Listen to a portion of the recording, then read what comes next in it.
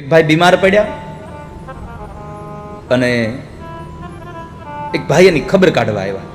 બરાબર અહીંયા પલંગ પાસે બેસી ગયો, માથા પાસે, અને આમ આમ જાણે ખરખરો કરતો એમ પૂછતો હતો, તમે તો ખાટલામાં દેખાતાય નથી, તું આને આને ઊભો કરવા આવ્યો છો કે હવે કાઢી જવા હાટું આવ્યો છે આને? તમે તો દેખાતાય નથી. પેલી વાર આવ્યો એના કરતાં તો હાવ વધારે લેવાઈ ગયા તમે, તમારી આંખો તો ઊંડી વહી ગઈ હાવ. એવા એવા શબ્દોથી ને પૂછે, ઓલો માણસ હાવ ભાંગી જાય. પણ અમુક જણા જોઈને ખબર અંતર પૂછવા આવે તો કેટલા આમ આમ પોઝિટિવ થિંક સાથે, કેટલી આમ સાત્વિક ઉર્જાઓ સાથે આવે ને શું કહે, ઓહો ગયા વખત કરતા તો તમારા મોઢા ઉપર ઘણું તેજ છે, આ વખતે ઘણું સારું દેખાય છો, તમને આવા જોઈને સારું થયું.